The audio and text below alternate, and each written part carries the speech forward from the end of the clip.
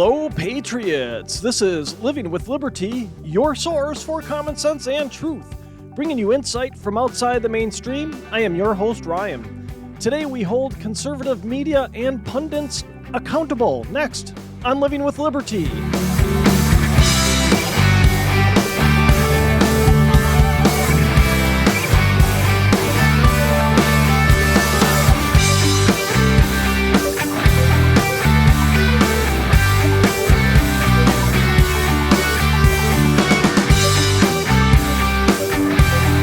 One thing we do on this show is to call out our own when they are out of line on something. There has to be an accountability measure if we as conservatives are going to win people over. Because, as we all know, the left does not hold their own to account. People see right through it. Now, today is going to be one of those shows that's going to have a local flair to it, and it's going to be one of those that we talk about how much damage we do to our own cause, especially when you have media and political pundits on the conservative side of the aisle that decide that they're going to turn on their own, that they're going to turn on conservatives and patriots. Now, I think this message, even though it's very local, I'll admit it's a very local message here, but I think it'll apply everywhere because I think it goes on everywhere. In fact, I know it does. This sort of thing will go on everywhere. Now, I'll be playing a lot of clips today, more than I usually do when I do insert clips into the show anyway. And as I alluded to on Laughs and Liberty last week, it's actually quite disgusting, the hypocrisy that comes from our own side. And just how much damage it can do to the conservative cause, the conservative movement. I don't want to say Republicans. We'll get into it in a minute because it's the folks here involved are, they seem very staunchly Republican to me, almost to the point of the groupthink that we see that goes on within political parties. But anyway, we'll get into that in a minute. Now, the full disclosure here on a couple of points within today's show. One, these are clips. Let's remember that these are clips. Yes, we play clips. Clips get taken out of context. I want you to know I listened to about an hour of this podcast where I pulled these clips from. I listened basically to the entire hour. They probably went on for a little more after I stopped listening. It was a 3-hour podcast that I took this from, and it started about an hour, 15 minutes, hour, 20 minutes in is where this discussion took place where I pulled these clips from. So let's remember that. These are clips. Yes, I'm using them to prove a point because that's what happens. Clips get taken all the time and used to prove a point. And I'll say this, by and large, I agreed with the panel on many of the points that were made in the podcast. They said a lot of things that I've been saying here on this show in relation to how we as conservatives win general elections going forward, to how we as conservatives can get our message out there. So there was a lot of stuff I agreed with them on. Now, the second point of disclosure here is that there was what I would say, it was a disgusting attack, right? There was at least one panelist here, possibly 2 to 3, that knew the pain and anguish that my friend here. So the person they're attacking, that they end up attacking, is a friend of mine, someone that's been on this show before. So I want to disclose that because maybe I do have a little more vested interest in a piece of this, in that piece in particular. I'd call this crap out anyway, because what they did and how they went about it is exactly why people don't get involved in politics, want nothing to do with it, want nothing to do with media, because of what happened in these clips I'll play.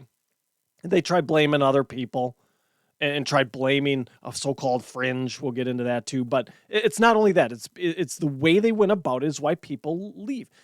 I've said on this show before, what I've seen in full disclosure, I signed up again for the Republican Party this year again. I don't know if I mentioned that previously, but I did just because I wanted to be involved in the county caucus and try and change the direction of our party within the county. So I signed up again. I paid my $20 or whatever it is to be a member for another year. Fine. That's the only $20 they'll get out of me, and we'll call it that. My 3 years now in being in here just reinforce my thought process up until 3 years ago as to why I never joined the Republican or Democrat Party, any political party for that matter in the first place. It just did, because it's the groupthink required to be in a party is just mind-numbing, right? At the end of the day, yes, we have to coalesce and come together on the direction we need to move forward with and the message we need to take forth to voters. But the demand for groupthink within the party to align behind a so-called leader, right? They're not leaders. Anybody in politics, there's very few leaders in politics. Let's get that out of the way right now. But they're the ones with the most power, so you get the mindless sheep that think we have to coalesce behind whatever they say, and that's wrong. So it drives me nuts. Political parties drive me nuts. You all know that. But the other piece of this here is just the vile attack, because like I said, 2, maybe 3 folks on this panel knew my friend was a victim of a sexual assault, and actually twice.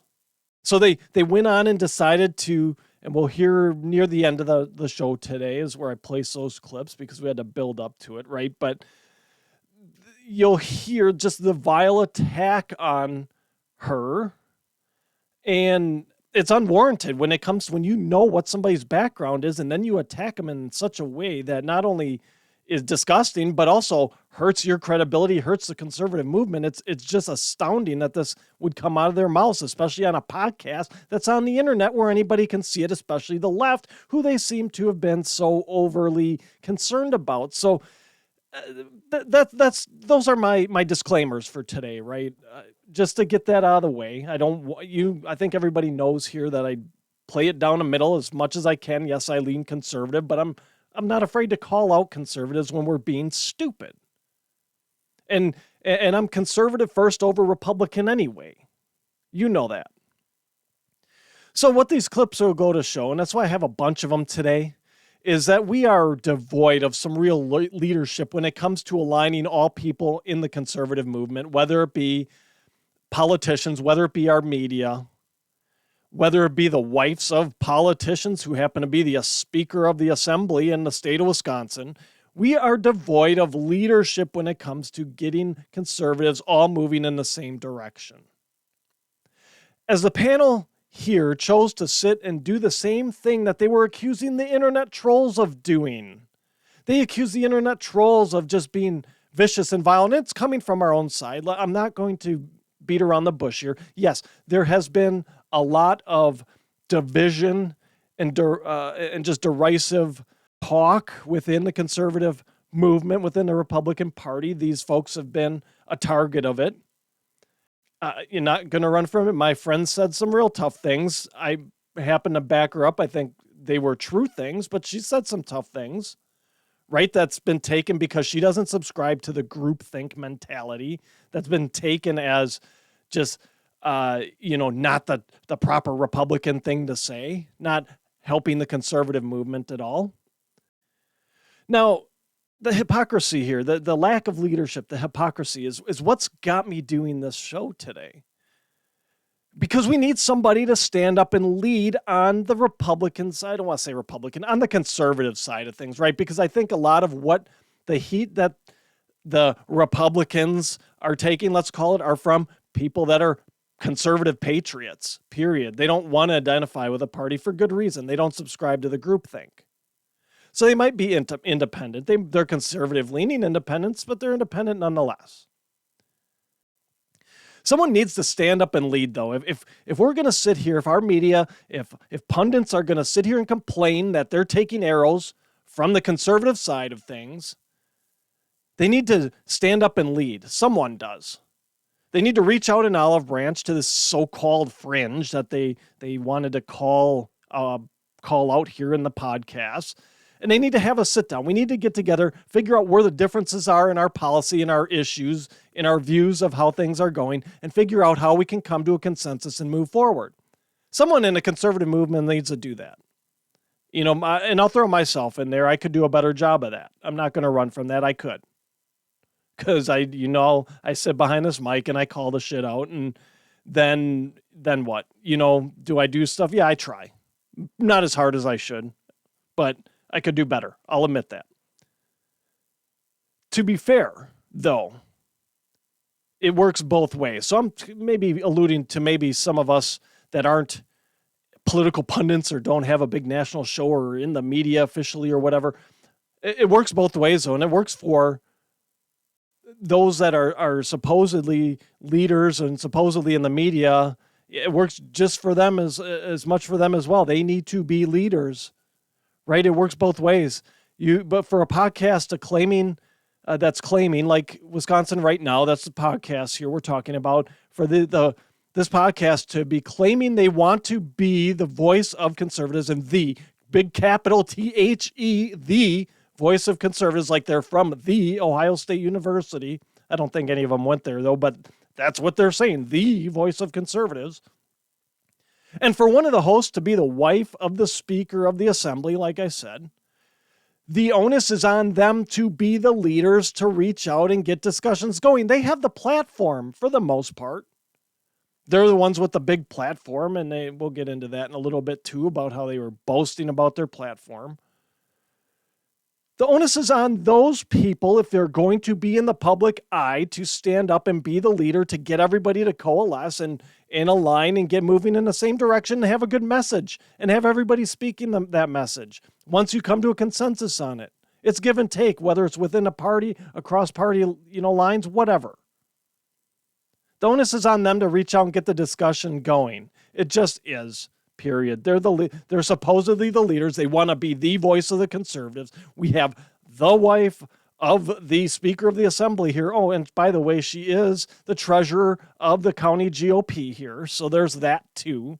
In a leadership position within the party. They're the ones that need to stand up and lead. Leaders don't sit back and bitch and whine and cry about how they're being mistreated on the internet. You know what? Why read the comments on the internet then? Who cares? If it's that big of a deal, don't look at the internet. But you just bring credence to what everybody says on the internet by talking about it. The onus is on them. Be the leaders. Don't sit there and bitch and whine. You talk about keyboard warriors, yet you just sit here and bitch and whine. You don't extend an olive branch or anything. Leaders don't sit back and do that. They get out and do. They go and do. They figure out what's going on and they fix it. They reach out. They try and work across the party lines, whatever the case may be. And that's one area where the whole conservative movement is falling short, is leadership. People not willing to try and bridge the gap between the different factions within the movement. Anyway, long open today. Onward here. So as I mentioned before, this podcast is put on by Wisconsin Right Now, or I'll refer to it as WRN going forward. They have a website. They're working, and they've been working or have been doing towards putting forth conservative content and viewpoints, and they've done a good job. Up until this point, I had respect for them and the work they were doing. I thought it was good work. They had good content, good points of view. Like I said, I agreed with what they were saying in their podcast before it went off the rails. Now, in the clips I'm going to play, we have 4 hosts here, basically. The two main ones are the folks that started WRN, Jim P. Warchek. I'm sorry if I butchered that. And Jessica McBride. So I'll just say like Jim P. here. They started WRN. And then you have Scarlett Johnson, who, to her credit, she has done something. She's a leader. She's run for school board twice. She does a lot of work with Moms for Liberty. So if you're familiar with Moms for Liberty, they're activists for in the public schools and making sure we get the indoctrination out of school. And she's just been one of those that's been out there combating leftist indoctrination. And also, I'll say this to her credit. She seemed to be the only adult in the room when things went south on the show. She kept trying to bring it back. Again, she's one of those that I would view as those leaders that was trying to maybe reach across the aisle a little bit and, not necessarily reach out that olive branch to understand what was going on, but made some decent points nonetheless. And again, was the actual adult in the room when the show went south. And then the final panelist is Michelle Voss. As I mentioned before, the wife of the Speaker of the Assembly, Robin Voss, here in Wisconsin, and the treasurer of our county GOP, someone who you would think would be a leader Now, I'm going to be fair here and say that all these folks have taken their fair share of darts. Again, I've mentioned that before. From the conservative side of things, they've been called rhinos. They've been called, I know Jessica McBride brought up, she's called a prostitute by, in a thinly veiled, indirect sort of way by another podcast in the state here or whatever. They've taken their fair share of darts, and, some of it probably rightly so. We should call out our own, but some of it maybe not. Let's be honest here. Some of it's just internet banter and the everything that goes along with just no repercussions of what is said on the internet, sort of thing, right? So I'll be fair here. They've taken their fair share. You know what? I look at it too this way. The part of what we see here, and maybe a little bit of a tangent here, but part of what we see, the degradation of discourse is really partially to blame. We've talked about it here, that you can't have a decent conversation with anybody, and it seems like it's even getting within your own party these days. You can't have a decent, reasonable debate with anybody without somebody getting upset, because we've gotten this mind that politics is zero sum. And what's mentioned on the show, I don't believe I have it in any of the clips I'll play today, but they do specifically mention the folks on the podcast. I forget which, I think it was Michelle Voss mentioned that it was Trump as the big perpetrator on the reason why there's been this degradation of speech and discourse and how we treat people. And you know what? She's not wrong in that. We've talked about it before. We've gone over it at length here about Trump on this show, his rhetoric, how it's not going to win general elections, how it turns off voters, particularly independent voters and moderate Democrats who are looking to change the course of the country by maybe crossing over in their voting. But if it's Trump, they're not going to. Plain and simple. They'll either stay home or they just will vote against Trump. Same with the independents. And you know what? We're not going to go into it any more than that right now, because we're going to probably talk about it more and more as primary season gets into full swing. So that's all we'll talk about it here.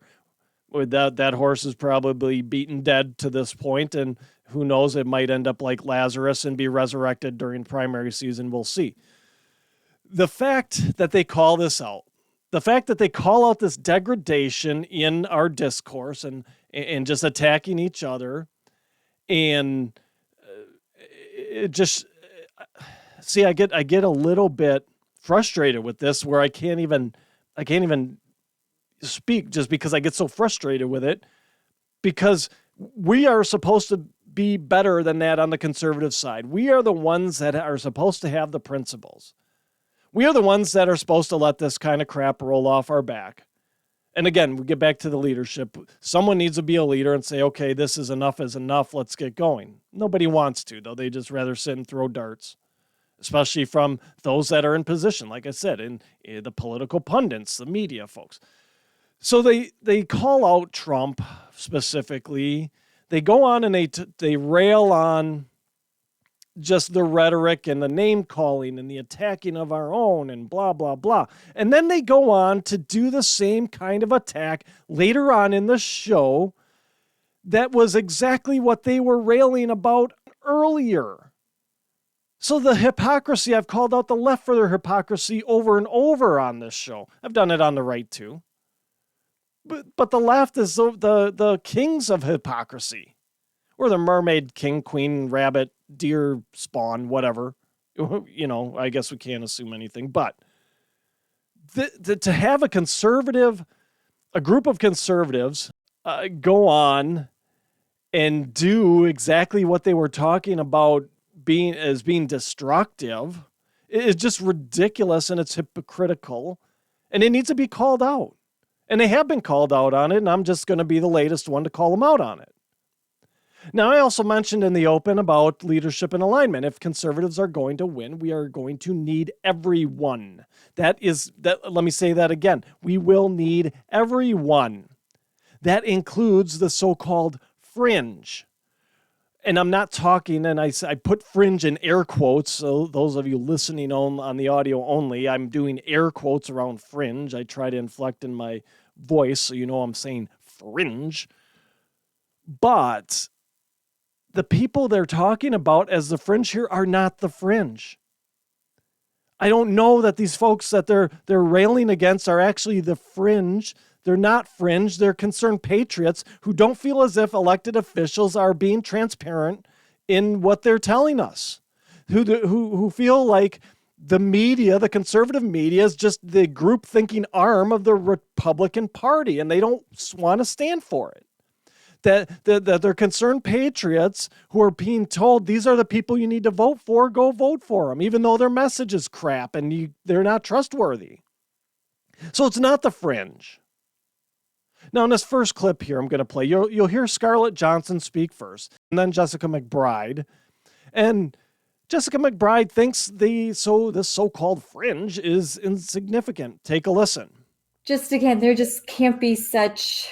It's easy to be resentful, but just to try to move forward and move past everything. Well, Michelle hit on something important, which is that, the conservative movement is divided. Now, I personally don't believe the fringe elements of it are that big in number, but they're loud. They're young enough that they understand social media. And so they can sort of seem like they're more vocal or more relevant or bigger in numbers than I think they are, but they're destructive. They are loud. They push people out of the party. They attack people. They've decided, I guess, that if you're a little old lady who sits at the county fair at a booth for your county party, that you're the establishment. Now, if the fringe is so insignificant, why talk about them? Why? We're not talking about the Q people here. And I get it. I don't know if, you talk about the leftist media is pulls this stuff in. The Q people everybody denounces them. Nobody believes the Q people. Okay, so that's not even, that's the fringe. If you're talking about who's the fringe in the conservative movement, it's the Q people. Because here it is, May of 2023, and I'm still waiting on the plan to develop where Trump becomes president again. So nobody believes them. And yes, I know the leftist media gloms onto whatever they can on the fringiest of the fringe. That would be the Q people. That's not the people we're talking about here. They're not insignificant, obviously. Otherwise, Jessica McBride and this panel wouldn't talk about them. If they're the fringe, why give them a platform on the show? Why mention them? Why put them into the stream of consciousness? You know why? Because obviously they're having an effect. They're not the fringe. They're actually more numerous in number than what I think McBride wants to give them credit for. Now, to the comment of being responsible for sinking candidates, I don't know about that one, okay? People are going to vote for who they vote for. We need to look at candidate quality here, right? And what's the overall messaging? That's what we need to look at here. It's not our own sinking candidates. Is there some effect? Possibly. But go and check things out for yourself, right? Don't just take somebody's word for it. Go and check it out for yourself. You might value someone's opinion. Great. Verify it for yourself and see if you feel the same way. There's a lot of people whose opinions I value. I may take their advice sight unseen. I may go and check things out for myself. It just depends what it is. Do the same thing here. So if you think that people squawking about a candidate is enough to sink them, well, then they're not a fringe, are they? If there's enough people with that kind of influence to sink a candidate, it's not a fringe. So you just contradicted and blew your theory out of the water on that one. Like I said, it's candidate quality. If we look at, let's look at Wisconsin, just for example, because it's top of my mind and it's relatively fresh. So in the fall, in November, we had general election for governor. The candidate for governor on the Republican side lost by 4 points. Okay, probably when the last few elections here for governor have been fairly tight. I think definitely tighter than 4 points. Tells me we had a candidate issue here in Wisconsin. If you're losing a statewide election by more than a point, maybe two here, it's probably a candidate problem. We just completed the spring election where we had a Supreme Court race.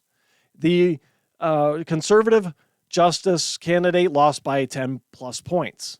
Again, candidate problem. Wasn't anybody sinking them.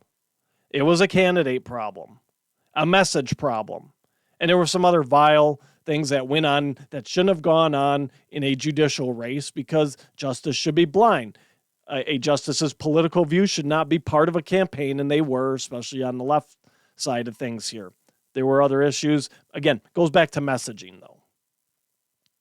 What are we told by Republican leadership? That our ideas and values will win the day. Okay, if that's the case, why aren't we winning? Whether somebody's sinking our candidates or not. Whether we're attacking our own candidates or not. If the ideas and values are that good, they will win the day no matter what anybody's saying about that candidate, correct? Am I right?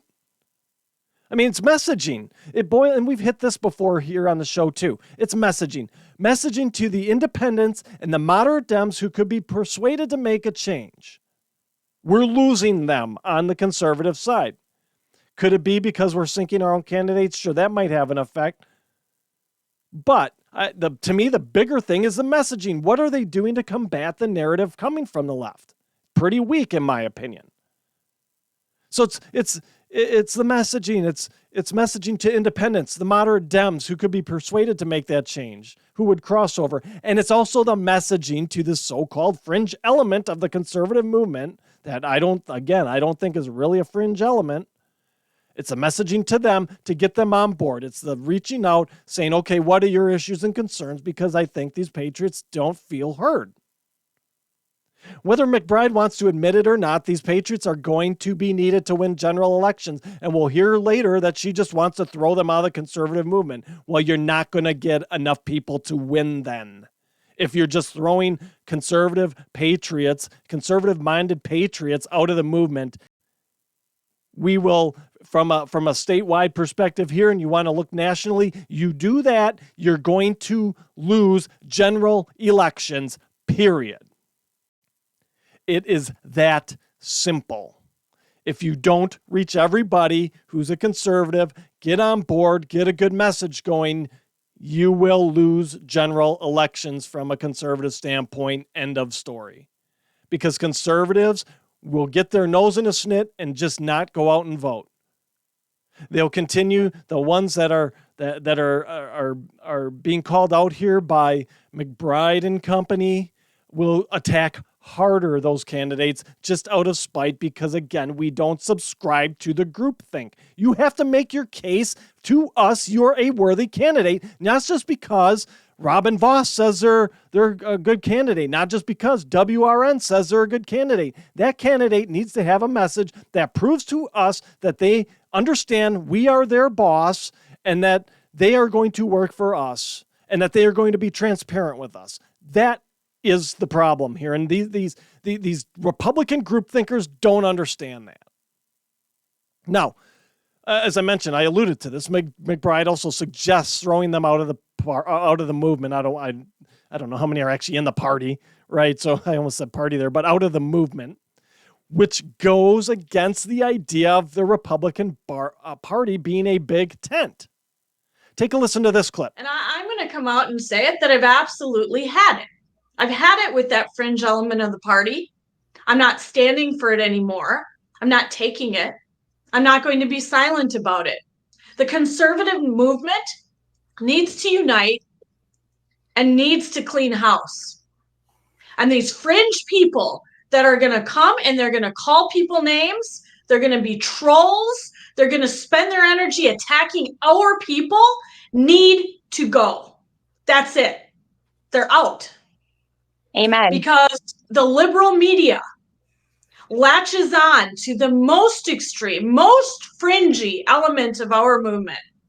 And they extrapolate it on everybody else. And they extrapolate it onto our candidates. And they sink them. And I am done with it. And so I think this also we need to move forward. We need to be optimistic. We need to not give up. But there needs to be a reckoning too. Guess what? The right does the same thing with candidates on the left.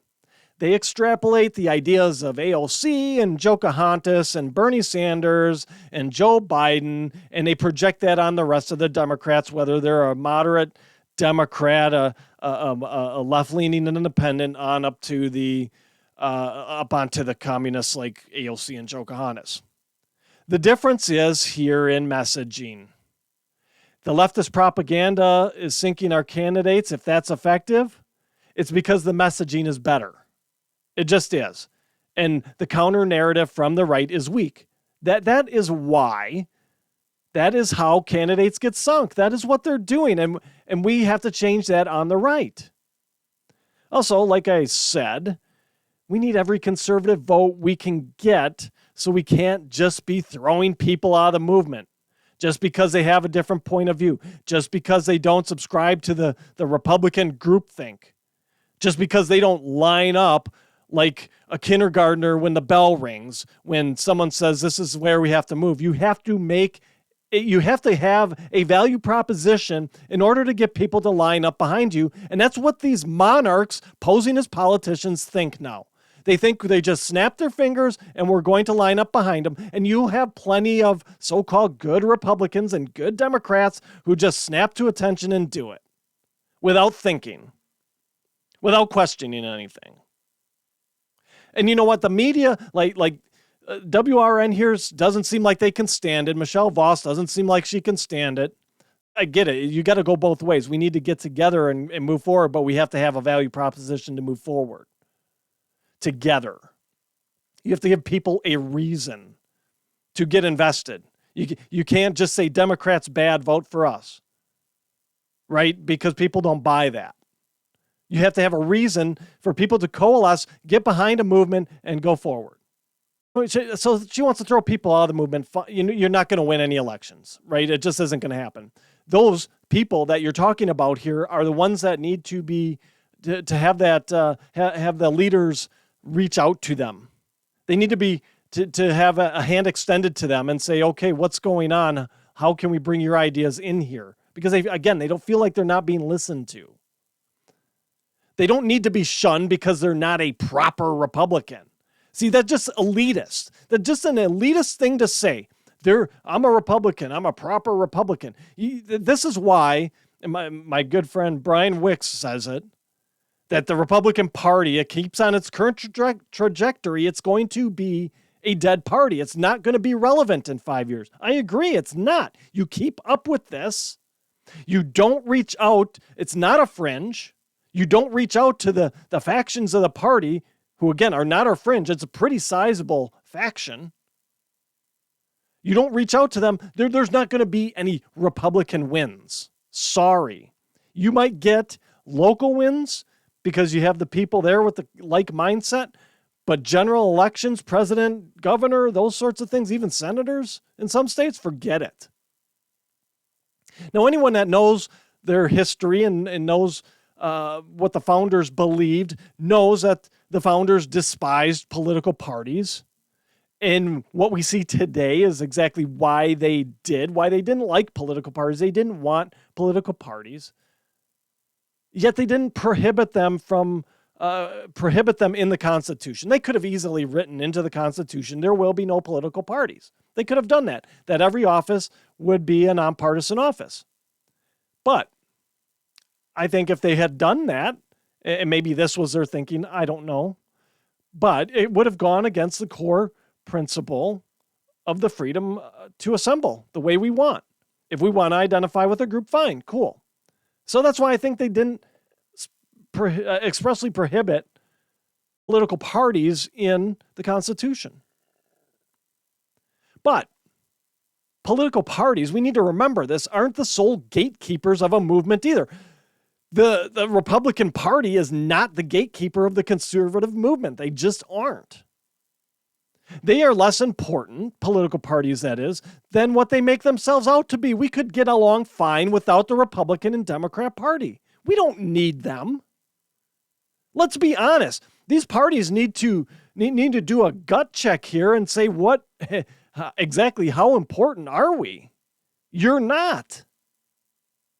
I'd love to see every office in government be nonpartisan.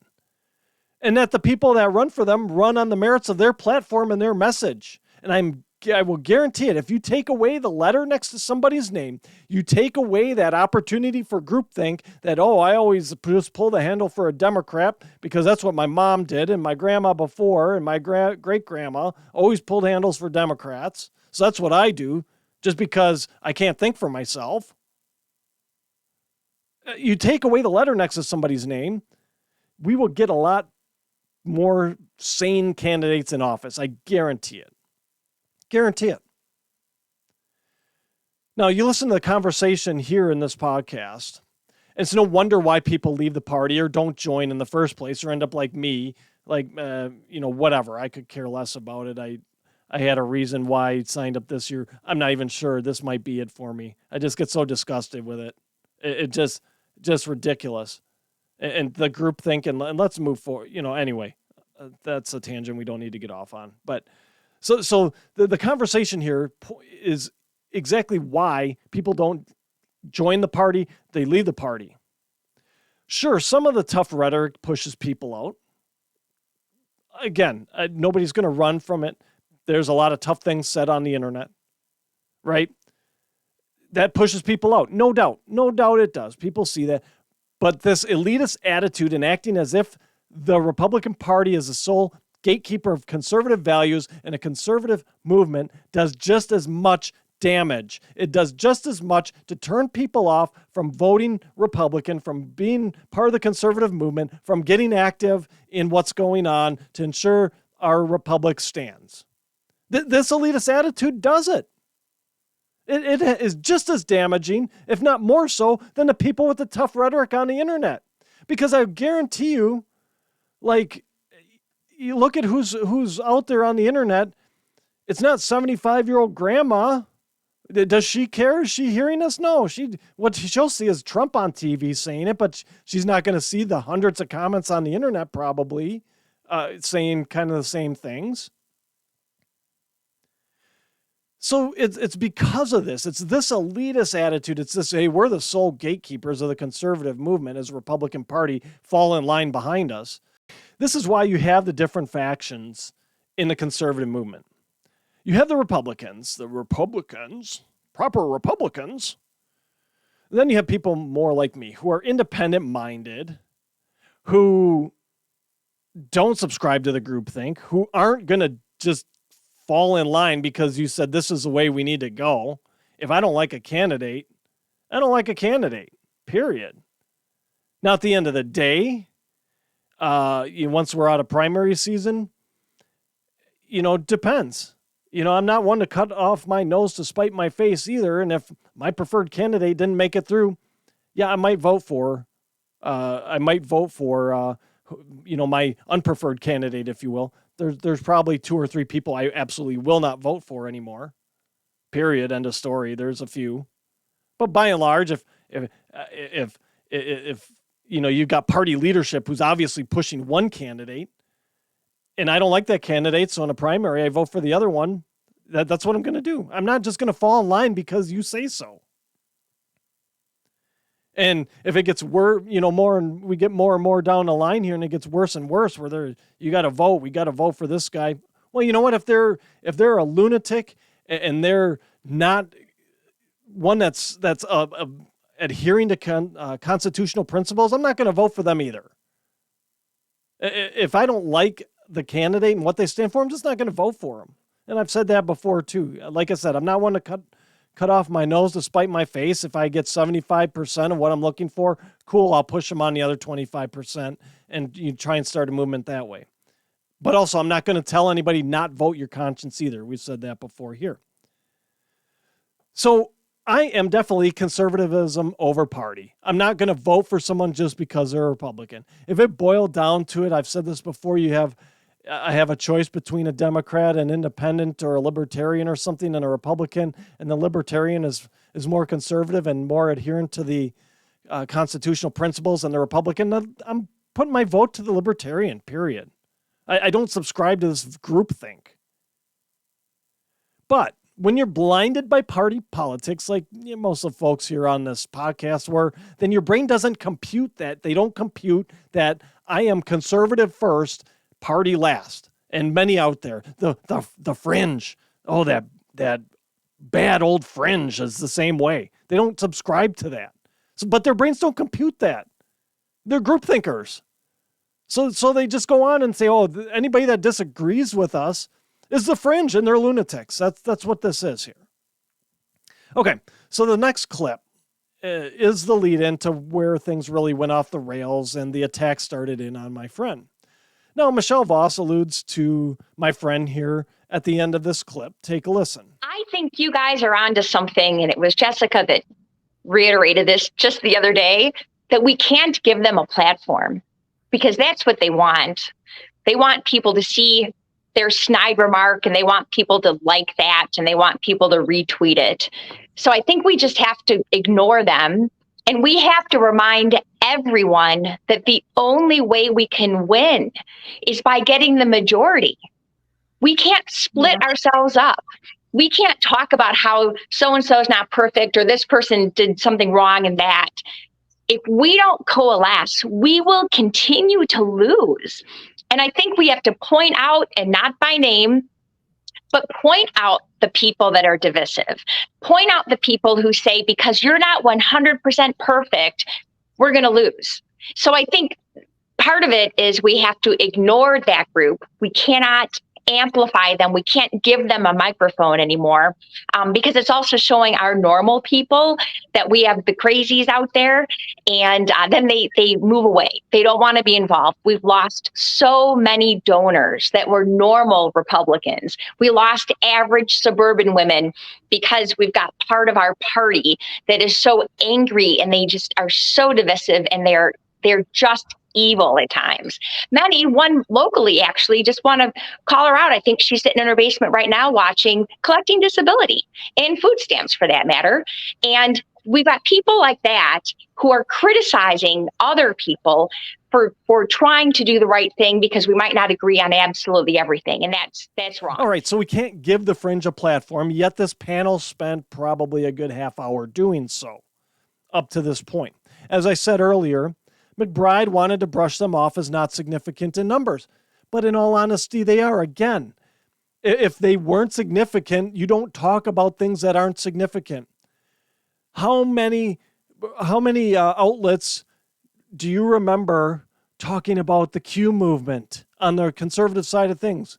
Not many. Why? Because they weren't significant. But this isn't a fringe movement. It's not a fringe faction within the conservative movement. And if they're insignificant, why talk about them? Now, they did mention, another podcast, it's called Badger State Resistance. I've listened to them, a fair number of their episodes. They do great work, built from the ground up. As far as I know, like me, don't take any financial support, anything like that, totally free. So they mentioned this podcast. McBride, I think, specifically called them out. Now you go to the Facebook pages. Badger State Resistance has 4,000 or 5,000 more Facebook followers than WRN does. So what does that tell you? Does that sound like a fringe movement to me? Does that sound like an insignificant movement? That doesn't really sound like they're very small in number to me. If you're supposedly the conservative voice, or wanting to be the conservative voice, and your page has 4,000 or 5,000 less followers than one you're calling out as a fringe, to me, that's a problem. It honestly doesn't sound like these numbers here are numbers that we can afford to lose if we're going to win general elections. We can't afford to be turning off thousands of voters because we don't like what they stand for. You can't win by turning off. It's not a fringe movement. You can't win by turning off when you're supposedly the conservative voice and you're calling out someone as fringe and they've got more followers than you. They're not a fringe. I hate to tell you, they're not a fringe. Then Voss has what I call a John Madden moment. And for those of you that aren't into sports or don't know who John Madden is, he was a coach, Oakland Raiders for, 10 years or something like that in the 70s. Then he turned to be a broadcaster, and he was a much beloved broadcaster. And he was an entertaining broadcaster. But he was also the king of the obvious. He'd say stuff like, to win the game, you just need to score more points than the other team. Yeah, he would say that. And that's just like what Voss said here by saying if conservatives are going to win, we need the majority. Well, yeah. No hit with an S in front of it. You aren't going to get the majority when you're looking to boot people out of a movement, when you're looking to ostracize people for voicing their opinion and saying they need to go. You're not going to win a majority. Like I just got done probably over explaining about Badger State Resistance and how they have more Facebook followers than WRN does. Does that sound like you're going to win a majority if you piss those people off? No, you're not. You're not going to get a majority by trying to discourage people's voices from being heard. Here again, more elitist attitude, which just turns people off from political parties. Well, we don't need them. Okay. Oh, well, and the next cycle will come around and we'll be sitting here, or you will. I won't be because I already know. I'm gone all this over and over. But they'll be sitting there with their thumb up their ass wondering how come we lost another election. Voss is saying you can only be part of the Republican Party if you are normal. Right? How elitist is that? You can't be in here unless you're a normal Republican. And you must go along with the groupthink of the party because that's what normal Republicans do. Here we'll have our Australian shepherd dog herding all you sheep into our Republican sheep pen here. This is why there's factions in the conservative movement. This elitist groupthink attitude. This hypocrisy of the Republican Party being a big tent and then you're turning off and wanting to shun people with different ideas. That is why there is this faction within the party. Within the movement. I don't even want to say within the party. Within the movement. Now, the last shot at the end, the part about the food stamps and disability is the veiled shot at my friend Adrian. You might remember her. Like I said, she's been on the show before. Now, Adrian has told this story on other podcasts. She's had an article posted locally. I think it was a few years ago now.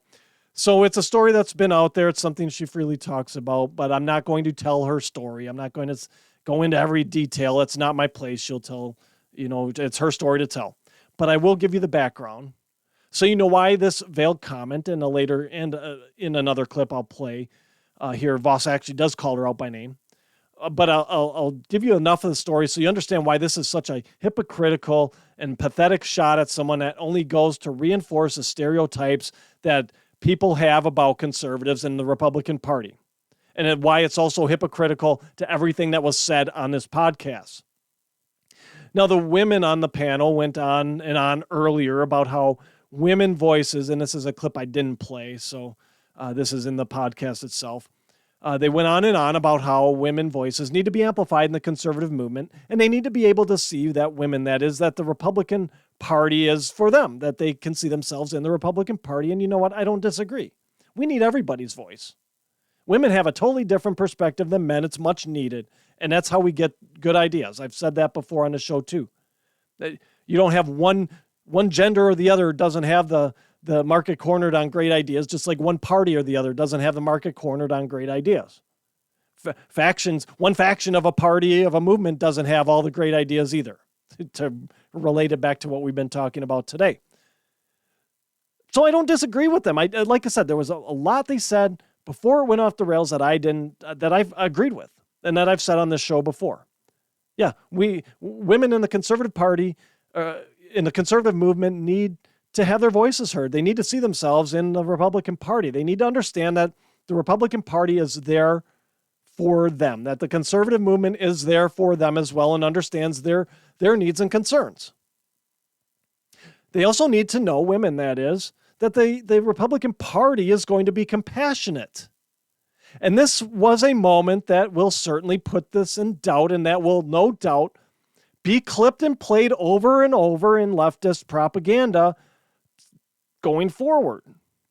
Now, Adrian was sexually assaulted twice by someone that's close to her.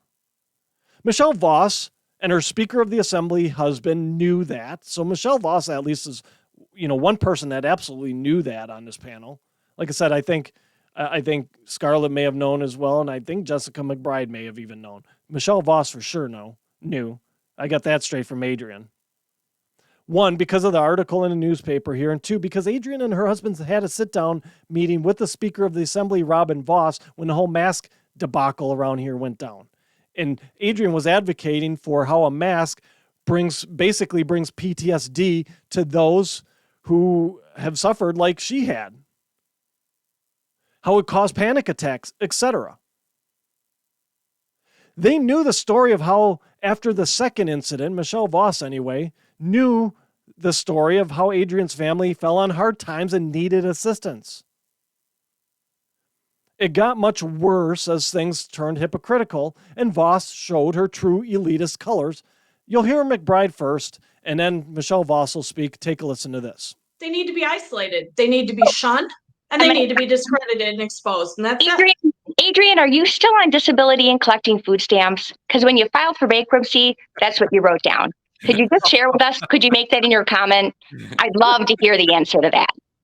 I'd like to hear that too. Adrian, you got anything else? Absolutely pathetic. Like I said, Voss for sure knew Adrian's history and what she had been through and why she was taking assistance. Her and her family had to take assistance. She knew that. Like I said, about the only adult in the room was Scarlett Johnson, who, to her credit, looked horrified. She tried covering her face and just honestly looked semi-disgusted about the direction of the conversation. She certainly wasn't going to say anything and add to it. It probably was an opportunity for her to step up and say, we don't need to be going down this road. But she didn't do that either. So, but I'll give her credit. She at least looked, relatively horrified that this conversation was taking place here.